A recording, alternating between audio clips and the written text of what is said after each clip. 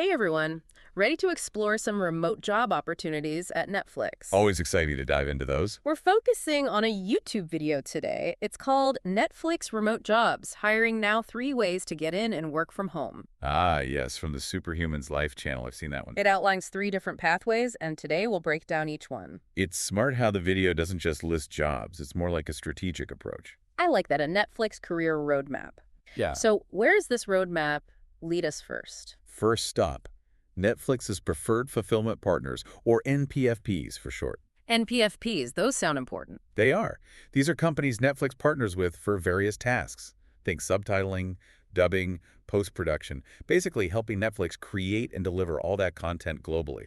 Ah, so instead of applying to Netflix directly, you're suggesting we become a valuable asset to one of their partners. Clever. Exactly. The video even gives us the website, npf.netflixstudios.com. A great starting point for sure. And what's cool is the website lets you filter partners by region. Right, and there's a global roster too, specifically for location-independent roles. No, that's promising for remote work. I checked out the site, and the variety of countries and languages is amazing. It really shows you the scale of Netflix's global operations. For sure. And the video mentions some partners by name, right? It does. ADC Digital, Deluxe, IUNO, Vista India, Pixelogic, and Zoo Digital. Each has its own hiring process and specialties. So research is key there. I also noticed the video mentioning entry-level opportunities. Yes. Yes. Specifically, English subtitling and transcription were highlighted. Ah, so if you've got strong language skills, that could be a way in. Exactly. And the video stresses checking the NPFT website often because new jobs pop up all the time. So persistence is key. Okay, Route 1 is all about joining Netflix's partner network. What about Route 2 on this roadmap? Route 2 is the more direct approach, applying straight through Netflix's careers page. Jobs.netflix.com, right. Going straight to the source. That sounds intimidating. It can be. The video emphasizes exploring that careers page thoroughly. You can search by team, location, all sorts of things. I was impressed by all their global offices. Right. Europe, Asia Pacific, the US and Canada, Latin America, truly worldwide. It is.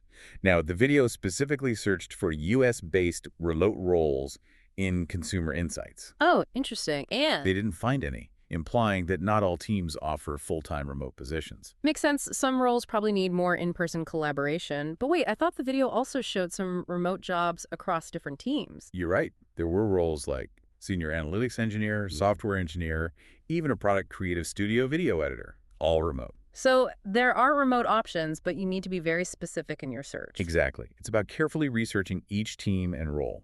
Align your skills with their specific needs, especially regarding remote work. You have to be a bit of a detective.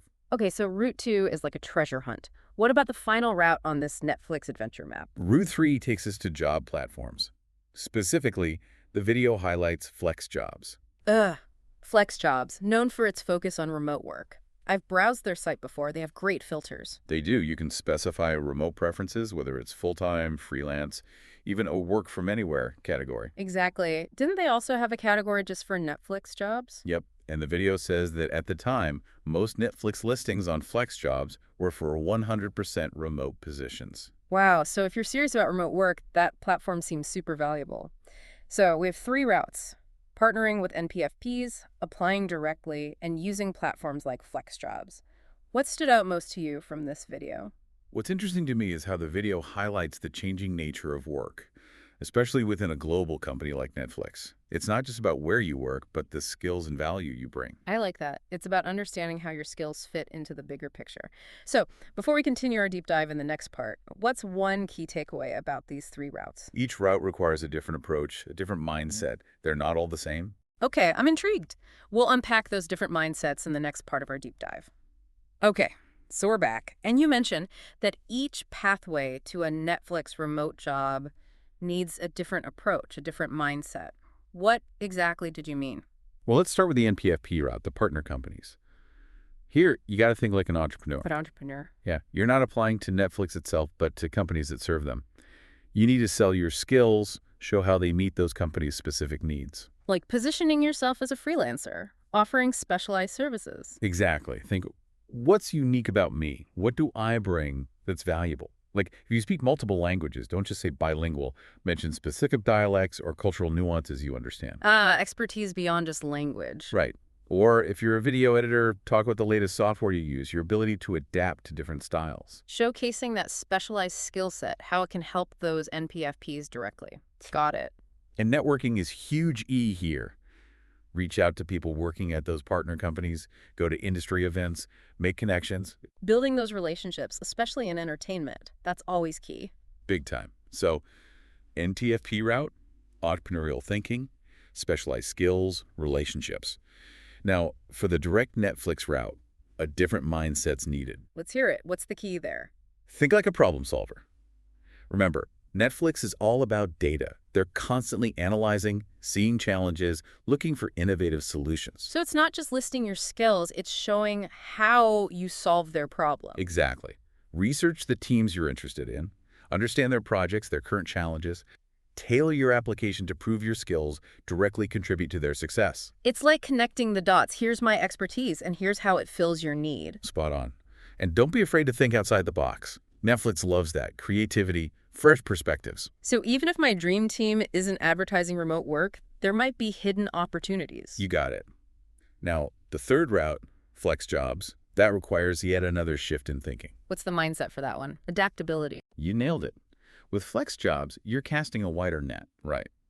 More opportunities.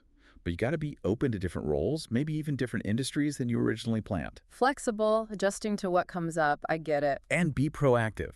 Don't just browse listings passively. Connect with recruiters, industry folks.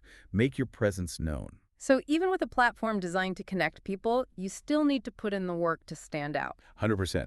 Be proactive, adaptable, and don't give up easily. And hey, even if you don't land that Netflix job through FlexJobs, you might find something amazing you never even considered before. The path takes an unexpected turn, leading you somewhere new.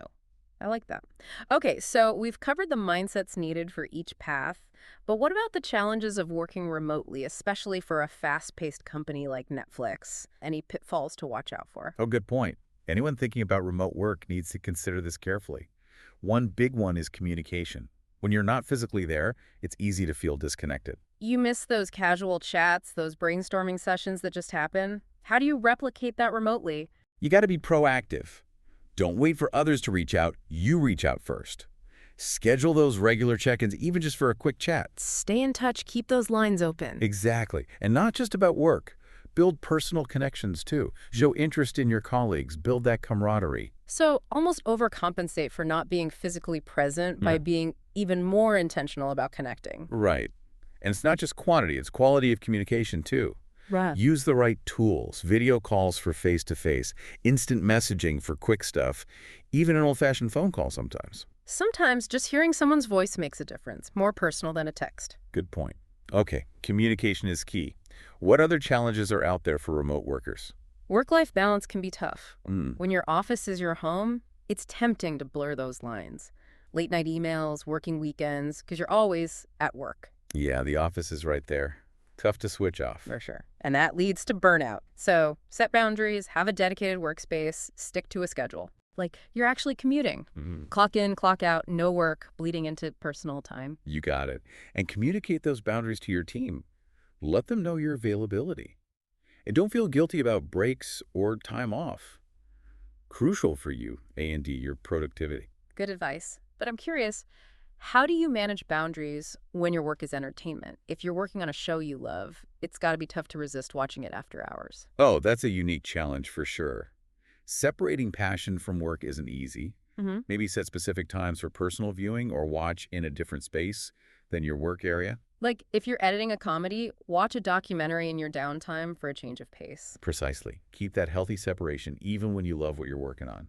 So, communication, work-life balance, what other remote work challenges come to mind? So we've talked about the different paths to a remote Netflix job, the mindsets for each route, the challenges of working remotely, and the competition, and of course, the potential rewards too. But there's one big thing we haven't really touched on. Oh, I know what you're getting at. Mindset, right. Right. It's often overlooked in the job search. It's not just about skills. Exactly. It's like, what's the attitude, the approach you need for this whole process? Do you need to be like over the top confident? You're not over the top, but confidence, IS, important. Yeah. It's got to be grounded, though, realistic. Believing in yourself, but also being open to learning, to growing. So a balance. I know my strengths, but also I'm ready to learn new things. Exactly. That's that growth mindset everyone talks about. It lets you adapt, get better at what you do. And just as crucial as confidence is, resilience. Oh, for sure. Job searching, especially in entertainment, it's a roller coaster. Rejections, setbacks, those moments of doubt. It's how you bounce back from that stuff that makes all the difference. Like, it's not about how many times you fall, it's about how many times you get up. But I bet resilience is even more important when you're job searching remotely, right? You don't have colleagues around to lift you up. Absolutely. When you're remote, you got to be your own cheerleader. Find ways to stay positive, even when you're facing rejection, feeling isolated. So how do you build that resilience? Any tips for staying motivated when things get tough? Setting realistic expectations is huge. Don't think you'll land your dream job overnight. It's a process. Take time and effort. There will be setbacks. So don't get discouraged if Netflix doesn't call back right away. Keep applying, keep learning, keep believing. Spot on. Every application, interview, even a rejection, it's a learning experience. Each step gets you closer, even if it feels small. It's about reframing things. Don't see rejections as failures. See them as, I don't know, like stepping stones. Okay, realistic expectations, resilience. What else makes for a successful job search mindset? Knowing your why is crucial. Why Netflix? What are your goals? What are you truly passionate about? When you have that clear purpose, it keeps you going. Like an inner compass. Keeps you on track when things get bumpy. Exactly. And that passion shines through in your applications, your interviews. Hiring managers can tell when someone is genuinely excited about the company, the work. So don't just say, I love Netflix shows. Click Go right. deeper, right? What resonates with you about their mission, their values, connect that to your skills, show how you can contribute. Yes. Align your personal why with Netflix's overall mission. Show how your skills, your passions, can make a difference for them. This whole conversation has been so insightful. We get caught up in the resumes, the interviews, but mindset is just as crucial. Absolutely. And the best part is, it's something you can control, even when everything else feels uncertain. Being positive, resilient, purpose-driven, that helps you land the job, and he sets you up for success in general. I love that. So as we wrap up this deep dive, what's the one key takeaway you'd leave our listener with? Believe in yourself, believe in your dreams, and never give up on the things that make you come alive. That's what matters. Beautifully said. This deep dive has been so inspiring. We talked about practical steps to finding that Netflix job, but also the deeper stuff, the mindset. It's not just about the job, it's about chasing those passions, making a difference. And remember, the world of remote work is always changing. There are so many opportunities out there for those who are willing to adapt, keep learning. So true. So to everyone listening, keep learning, keep growing, keep chasing those dreams. Who knows, maybe someday we'll be watching a Netflix show produced by, written by, maybe even starring you. Now that's a thought to leave them with. Until next time, happy streaming and even happier job hunting.